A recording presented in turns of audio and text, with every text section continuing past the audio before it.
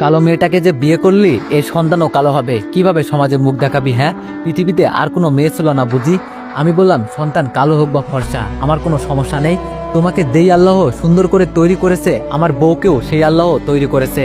মা বলল, হাসিব বেশি বুঝিস না, তুই এই মেয়েকে ডিভোর্স দিবি। আমি বললাম মৃত্যুর আগ পর্যন্ত রূপার হাতটি আমি ছাড়বো না, ডিভোর্স দেওয়া তো দূরের কথা, এক ফোঁটা আসরও লাগতো দিব না। মা বলল, এই কালো মেয়েটা কি তোকে জাদু করেছে? ওরে ছাড়া কিছুই বুঝতেছিস না? আমি বললাম জাদু কেন করতে যাবে, আমি রূপাকে ভালোবাসি। মা বলল, সেটা তো দেখতেই পাচ্ছি কতটা ভালোবাসিস, একটা কালো মেয়ের জন্য নিজের মাকে কত কথা শোনাচ্ছিস তুই। আমি বললাম, মা আমার ভুল হলে ক্ষমা করবে, আমি রূপাকে ছাড়তে পারবো না, এছাড়া রূপার সঙ্গে আমি থাকবো, তোমাদের সমস্যা কোথায়? কথাটা শোনা মাত্রই হাসিবের মা নিশ্চুপে রুম থেকে বাইরে চলে যায়। তখন রূপা হাসিবকে বলে, হাসিব আমাকে ডিভোর্স দাও, আমি চাই না আমার জন্য তুমি তোমার পরিবারের কাছে ছোট হও। আমি বললাম, এই পাগলি চুপ করবে তুমি, তোমাকে বলছি না মৃত্যুর আগ পর্যন্ত ছেড়ে যাব না, তুমি শুধু আমার।